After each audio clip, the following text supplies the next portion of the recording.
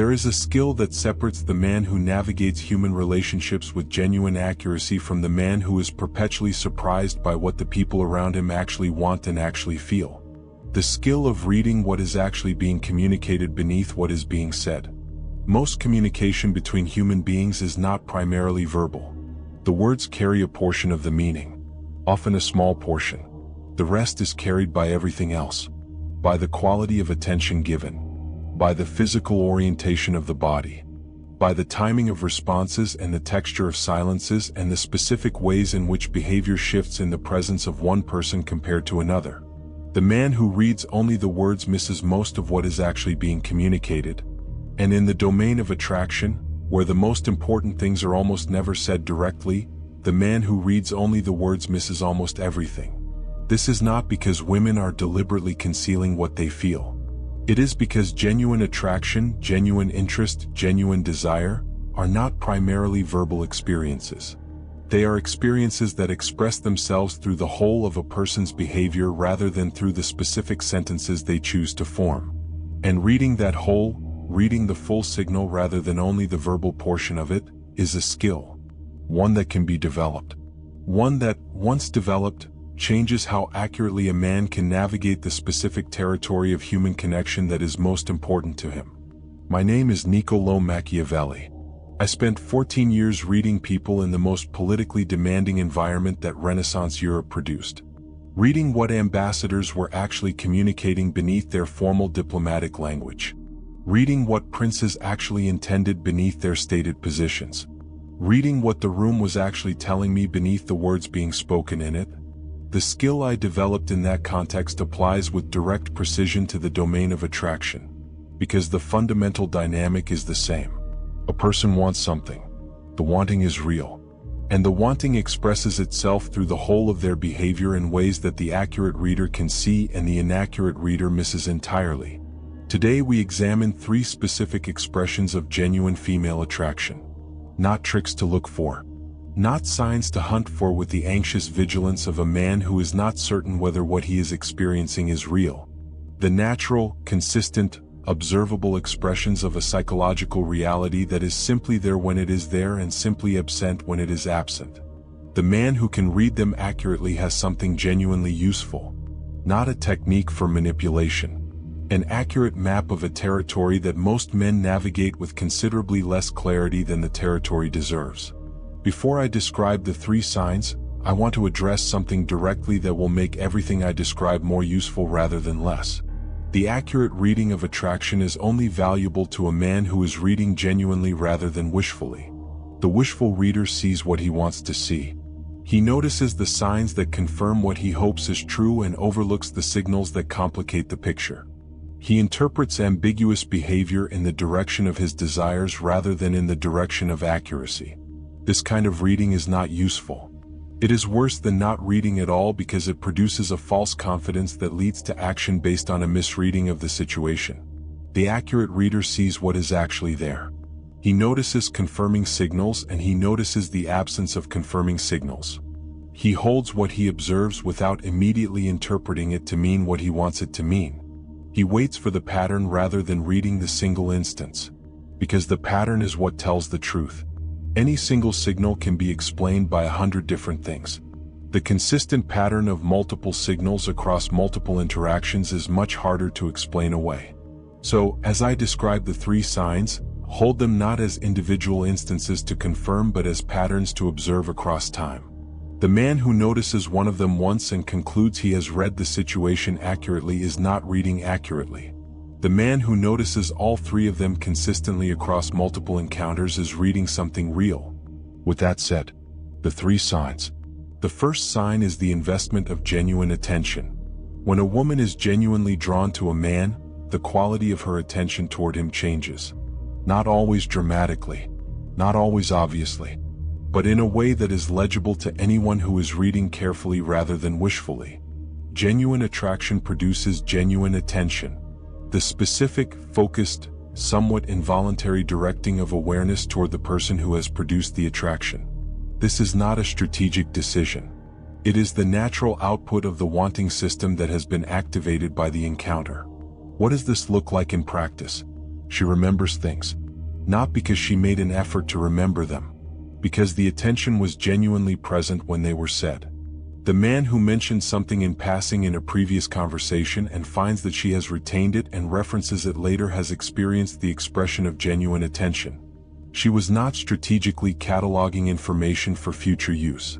She was actually there, actually listening, actually receiving what was being said in a way that committed it to memory without effort. She notices things about him that she does not notice about other people. The specific detail of what he is wearing. The change in his expression when a particular topic comes up. The way his voice changes when he is genuinely engaged versus when he is being polite. These specific observations are the output of attention that is more focused on him than on the general environment around her. She asks questions that go somewhere.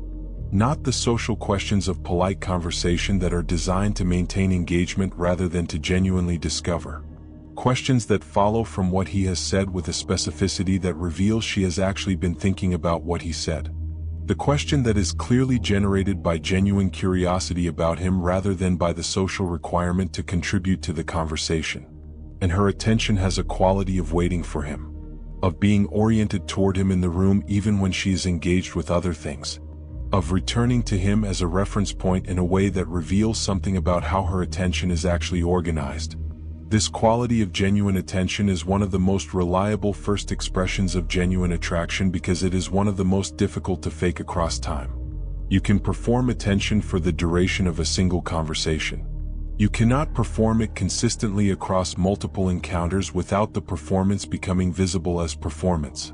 The genuine attention is simply there. Without effort. Without management. Because the wanting system that is producing it is doing so automatically rather than strategically. The second sign is what I would call the creation of proximity. When a woman is genuinely drawn to a man, she moves toward him. Not always physically. Not always obviously. But in the specific ways that proximity to him becomes something she arranges rather than something that happens by chance. This is the behavioral expression of genuine attraction at its most direct and most reliable. The wanting system wants proximity to the thing it wants, and it organizes behavior, often beneath conscious awareness, toward the production of that proximity. What does this look like in practice? She finds reasons to be where he is. Not manufactured reasons that are obviously pretextual. Genuine reasons that she may have found herself looking for in a way she has not fully examined. The errand that takes her in the direction of where he tends to be. The gathering she attends that she might otherwise have skipped. The extension of the conversation that keeps her in proximity when leaving would have been the natural and unexamined choice. She reduces the physical distance in shared spaces. In a room full of people, over time, she ends up closer to him than the random distribution of the gathering would have placed her. Not through any obvious or dramatic movement. Through the small, incremental adjustments of a person whose attention is organized around someone and whose body follows the attention. She creates reasons for interaction. The question that could have been directed to someone else but was directed to him. The shared observation offered to him specifically rather than to the group. The specific address of a comment to him when the comment could have been general. Each of these is a small creation of proximity. An arrangement of interaction that places her in the specific relational space of engaging with him rather than with the broader environment. And she extends interactions. The conversation that keeps going when the natural ending has passed. The leaving that becomes a prolonged departure. The goodbye that turns into another 10 minutes of standing in the doorway. The interaction extended not through any conscious decision to extend it but through the simple operation of not wanting the proximity to end. The creation of proximity is reliable as a sign of genuine attraction because it represents the behavioral output of the wanting system rather than the verbal output of social performance. A woman can say things that are socially appropriate without them reflecting her genuine state. She cannot consistently create proximity to someone she is not genuinely drawn to without the creation becoming visible as strange or effortful rather than natural. When the proximity is natural, when it seems to just happen without apparent effort or strategy on her part, it is the wanting system doing what the wanting system does. Moving toward what it wants. The third sign is what I would call the investment of vulnerability. This is the deepest of the three signs and the one that requires the most careful and the most honest reading. Because vulnerability is the most valuable thing a person can offer in the domain of genuine connection. And the offering of it is the most reliable signal that the person offering it is genuinely invested in the connection rather than merely socially engaged with it. When a woman is genuinely drawn to a man, she begins to show him things she does not show to everyone. Not immediately, not all at once, but in the specific, incremental way that genuine trust develops. She reveals something real. She shares something that is actually hers rather than the managed presentation of herself that most social interaction requires. She takes a risk, however small, in a way that says she is willing to be seen more completely by this specific person than by the general social environment. What does this look like in practice? She shares something that could be rejected. An opinion that is genuinely hers rather than the socially safe position. A feeling that she is not certain will be received well. An experience that is personal enough that the sharing of it represents a genuine risk of the kind of judgment that personal things invite. The sharing of these things is the offering of genuine access. Access to who she actually is rather than to who she presents herself as being. She shows discomfort honestly. The social performance most people maintain in most social situations involves the management of visible discomfort. We smooth it over. We present a composed exterior regardless of what the interior is doing. The woman who allows genuine discomfort to be visible to a specific person is making an exception to this general management. She is deciding, consciously or not, that with this person the performance is less necessary. That the interior can be somewhat more visible. That the management can be partially relaxed. She expresses something that requires a response. Not the rhetorical expressions that are socially conventional and require only conventional acknowledgement. The genuine expression of something that she actually needs to be received. That she is offering to him specifically because she has assessed him as someone capable of receiving it genuinely rather than conventionally. And she is more honest with him than she is with the general social environment. Her answers to his questions go somewhere real rather than stopping at the socially appropriate surface. Her responses to his observations acknowledge their accuracy rather than deflecting them. She allows him to see something of what is actually there rather than managing the presentation entirely. The investment of vulnerability is the deepest sign because it represents the costliest thing. The other two signs, genuine attention and the creation of proximity, can be produced by genuine interest without genuine emotional investment. The investment of vulnerability requires genuine emotional investment. It requires the assessment that this specific person is worth the risk that genuine vulnerability always carries. The woman who shows a man her genuine vulnerability, who takes the risk of being actually seen by him in ways that she does not take with most people, has done something that the socially engaged but not genuinely drawn woman does not do. She has invested herself. An investment, as I have argued across many contexts on this channel, is one of the most reliable signals of genuine value. We invest in what we genuinely value. And the investment of genuine vulnerability is the investment of something more valuable than attention or proximity. It is the investment of the self. I want to address two things directly before I close because they are the most common errors that men make when they are trying to read the signs I have described. The first error is reading the signs in isolation rather than as a pattern. Any single sign, observed once in a single interaction, is not sufficient evidence of genuine attraction. People give genuine attention to things that interest them for many reasons. People create proximity for many reasons. People invest vulnerability for many reasons. None of these, observed in a single instance, tells you what you want to know. The pattern across multiple interactions, across sufficient time, tells you what you want to know. All three signs present consistently, across multiple encounters, in the specific context of her interactions with you compared to her interactions with others, is the pattern that means something. The pattern that is reliable. The pattern that allows accurate reading rather than wishful reading. Observe the pattern, not the single instance. The second error is confusing the reading of the signs with the appropriate response to them. Knowing that a woman is genuinely drawn to you tells you something important. It does not tell you what to do with that knowledge. The appropriate response to genuine attraction is not the immediate and complete reciprocation of everything the signs are indicating. It is not the abandonment of the qualities that produced the attraction in the first place in favor of the anxious eagerness of a man who has been waiting for exactly this signal and now cannot help but produce it. The appropriate response is to continue being what you have been building yourself to be, genuinely, without the alteration that the knowledge of her attraction might tempt you to produce.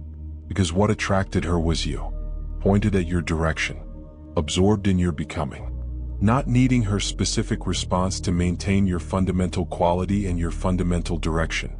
The moment you reorganize yourself around her attraction, around the management of maintaining it and the anxiety of potentially losing it, you have changed the thing that produced it. And the change, as always, is detectable. Continue being what you have built yourself to be. Let the attraction, now confirmed through accurate reading, be information about the quality of what you are building rather than a reason to stop building it in favor of managing the response to it. I want to close with an observation that connects everything I have described today to the broader philosophy of this channel. The accurate reading of attraction is not a technique for getting something from people who have not offered it. It is the natural skill of a man who has developed genuine attention to human beings, who is genuinely curious about what people are actually experiencing rather than what they are presenting, who has built the quality of observation that comes from years of genuine engagement with the full complexity of human behavior rather than with the surface presentation that most men never look beneath.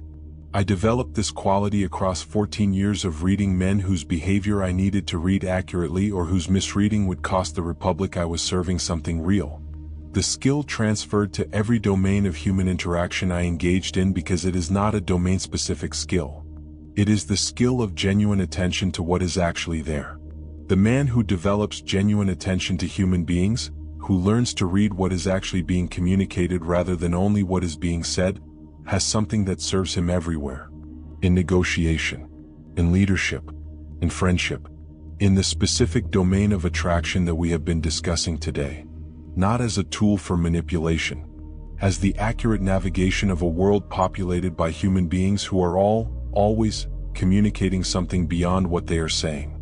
The man who can read what they are actually communicating is the man who can actually respond to it, who can meet people where they actually are rather than where their words place them, who can offer what is actually needed rather than what the surface presentation suggests is needed.